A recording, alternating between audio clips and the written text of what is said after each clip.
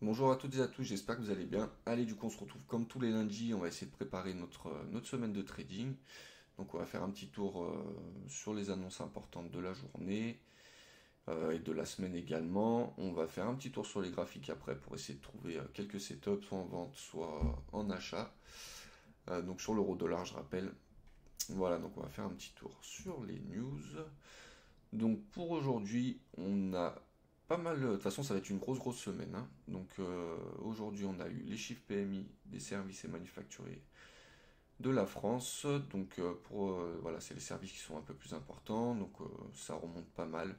On est toujours en dessous de 50, donc c'est pas top, mais bon, on voit qu'il y a une très nette amélioration comparé aux prévisions. On a eu le discours de la garde, mais c'était pas vraiment important. C'était sur la Lituanie pour fêter les 10 ans de la zone euro. PMI manufacturier Allemagne, mais c'est pas vraiment important. PMI des services en Allemagne, donc on voit qu'on a une très nette amélioration, qu'on repasse au-dessus de 50, donc c'est vraiment bien. D'ici peu, on va voir les PMI des services de la zone euro entièrement, donc on voit qu'on est encore en dessous de 50. Donc on verra, on aura peut-être une bonne surprise. Pour cet après-midi, au niveau des États-Unis, pareil, on a le chiffre des PMI. Donc on voit un PMI des services aux États-Unis qui est quand même encore très élevé. On s'attend à un léger ralentissement, mais on est toujours au-dessus de 50 et bien au-dessus de 50. Donc une économie américaine qui se porte vraiment bien. Pour demain on n'aura pas grand-chose niveau Europe. On aura les ventes au détail qui sont assez importantes. Donc on s'attend à ce qu'il y ait plus de ventes au détail pour le mois de novembre et au mensuel aussi plus. Donc ça en gros les analystes s'en servent pour calculer les prévisions d'inflation. Donc on voit que ça augmente. L'inflation ça commence à être un léger problème j'ai l'impression aux États-Unis. Elle a vraiment beaucoup de mal à redescendre. Donc voilà on verra ça demain également. Pour mercredi, mercredi, ça va être une très grosse journée. Donc au niveau de la zone euro, on aura l'inflation, donc corps, c'est sous-jacent, je rappelle, c'est hors alimentation et énergie, pardon, et l'inflation normale entre guillemets. Voilà. Donc ça pour les États-Unis, stock de pétrole, on s'en fout un peu. Et ouais, mercredi soir, donc on a la décision de la Fed sur les taux d'intérêt. Donc maintenant, hein, c'est joué entre guillemets. On a 97,1% qui price donc une baisse de taux de 25 points de base mercredi. Donc honnêtement c'est joué, hein, on aura notre baisse de taux mercredi. Ce qui va être important c'est de suivre la conférence de presse de Jérôme Powell qui va nous dire un petit peu... En général c'est les questions et les réponses qui sont assez importantes. Le discours c'est pas... Ils nous disent toujours un peu la même chose. Mais c'est les questions-réponses qui sont assez importantes. Voilà. Pour jeudi, on aura le PIB donc, des États-Unis. On s'attend à une légère baisse, donc un ralentissement un petit peu de l'économie. Les inscriptions hebdomadaires au chômage, donc on s'attend encore à une hausse. Donc ça fait 3 4 semaines de suite que ça monte. Donc c'est plutôt bien pour le ralentissement de l'économie. Vente au logement, on s'en fout un peu. Et vendredi, donc on a ouais, les indices de l'inflation PCE, donc PCE Core. C'est vraiment l'annonce que la Fed suit. Donc ça va pas mal faire bouger le marché. On voit qu'on est toujours à 2,8. On rappelle la target de la Fed et de toutes les banques centrales, hein. De toute façon, c'est 2% d'inflation. Donc voilà, ça va être une grosse semaine. Ça va bouger dans tous les sens. Honnêtement, je pense qu'il faut pas rentrer en position avant mercredi. Il y a vraiment de la grosse volatilité pendant le discours de Powell.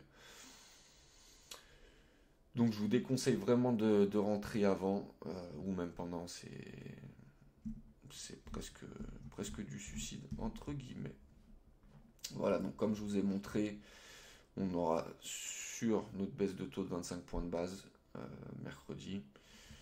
Ça a vraiment bien bougé la semaine dernière, hein, mais voilà, maintenant on a commencé la semaine dernière, on était à 70% qui priçait une baisse de taux, on est monté à 97%, donc bon, c'est sûr et certain qu'on aura notre baisse de taux de toute façon. Voilà, donc là on se retrouve sur les indices de monnaie. Donc à gauche vous avez l'indice du dollar et à droite l'indice de l'euro. Donc on est en weekly, donc chaque bougie c'est donc une semaine. Donc on voit qu'on a eu notre petit retracement, hein, comme j'avais prévu. Je le voyais quand même un peu plus fort, notre retracement. Euh, voilà, donc on voit là qu'on a explosé maintenant du coup notre résistance. Euh, Honnêtement, maintenant il n'y a pas de raison que le dollar monte pas plus, hein, donc à faire attention. Là on est toujours du coup sur l'euro en dessous de notre support. Donc on voit qu'on travaille, hein, on n'a pas envie d'aller plus bas. Mais j'ai bien peur qu'on finisse un peu plus bas quand même, hein. Là, on n'arrive pas à le reprendre, ce support, ça m'a l'air compliqué. Du coup, là, on est sur le graphique de l'euro-dollar. Donc là, on est en weekly aussi, on va baisser un petit peu en time frame petit à petit. Donc on est toujours entre nos deux supports et résistances en weekly. On voit qu'on n'arrive pas à le lâcher, hein, qu'on l'avait repris, qu'on n'arrive pas à le lâcher. Je pense qu'on aura beaucoup de volatilité mercredi. Donc je m'amuserai pas à rentrer en long ou en short maintenant, même si honnêtement on est sur un beau support, hein. L'idée ce serait de long l'euro quand même. On a eu notre épaule tête épaule inversée qui s'est pas confirmée. Je vais vous remontrer un petit peu ça. Donc on avait notre épaule ici, hop, notre tête ici et notre deuxième épaule ici avec notre neckline qui était comme ça. Tac, donc on voit, on a essayé de la prendre ici, on s'est fait rejeter et boum, le prix a retracé directement. On va se mettre en 4 heures pour que ce soit un peu plus parlant. Tac. Voilà, donc moi j'étais rentré en longue ici, on avait un beau double bottom. Hop, j'étais rentré comme ça et comme ça. Voilà, donc après je ciblais la cible de l'épaule tête-épaule, mais bon bref. Et du coup, heureusement j'ai BE le trade, parce que quand j'ai vu qu'on a essayé de franchir donc notre neckline et que ça n'a pas marché, après on est revenu dessus, on s'est fait revendre direct, donc je suis sorti et j'ai bien fait parce que vous voyez, on est venu chercher notre point bas ici. Voilà. Donc on est redescendu en dessous de notre résistance weekly, là on la reprend. Mais honnêtement, je pense qu'on n'aura pas de grosse direction malgré les annonces qu'on a dans la semaine. Mais la grosse annonce importante, donc c'est le mercredi. Donc voilà, faites attention. Là, dans l'idée, ce serait de quand même longue le marché. Mais c'est trop risqué, hein, c'est trop risqué. On voit qu'on avait une petite trendline là en 4 heures. Donc notre trendline baissière qui était assez intéressante. On l'a repris, on est revenu pullback dessus. Et là, depuis, on reste au-dessus. Mais bon, je vous conseille vraiment pas de rentrer en trade avant mercredi. Et du coup, même, ce serait plutôt de rentrer jeudi tranquillement, quoi, pour voir un peu ce que dit Powell. Voilà, donc honnêtement, j'ai pas trop de setup à vous proposer pour le moment, hein. De toute façon, on va attendre de voir comment ça réagit. Si on redescend en dessous, tac, si on redescend en dessous de ce support en weekly, l'idée ce serait de prendre un pullback et de viser la baisse. Là on a un bel endroit en weekly quoi qu'on pourrait viser, donc ça ferait un joli trade. Là je vous dis les setups que je prépare un petit peu entre guillemets, donc on pourrait faire un trade comme ça en visant cette zone là, donc un 4,25, donc un très très beau trade. Et puis si on voit que ça continue à rester au-dessus, comme ça, à pullback dessus et qu'on n'arrive pas à passer en dessous et que ça reprend, on attendra un petit retracement pour viser une hausse, une continuation haussière. Voilà, pas grand chose à dire. Ouais, pas grand chose à dire, on va attendre vraiment mercredi, on va attendre ce que dit Powell. Je voulais faire un petit résumé aussi de ce que a dit Lagarde pendant son discours.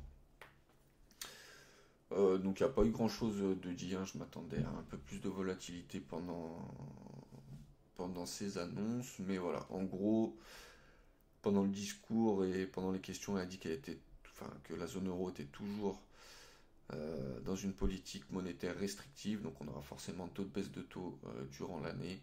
Pour les targets de l'inflation, elle prévoyait donc pour l'inflation corps, donc sous-jacente, 2,1 en 2025, donc vraiment proche de leur target.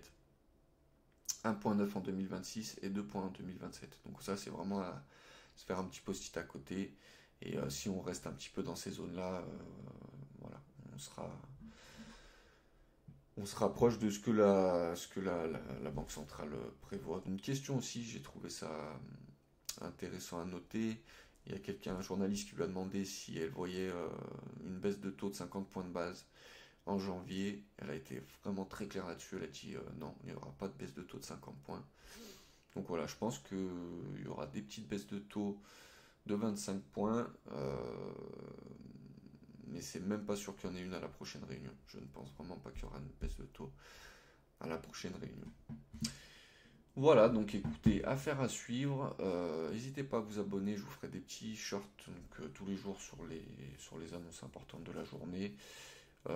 En attendant, je vous déconseille vraiment de trader cette semaine. Vaut mieux des fois attendre mercredi, parce que là on risque franchement de faire un range quoi. On risque très clairement de faire un range, donc voilà, ça c'est un coup à prendre des DSL, DSL, DSL, donc aucun intérêt.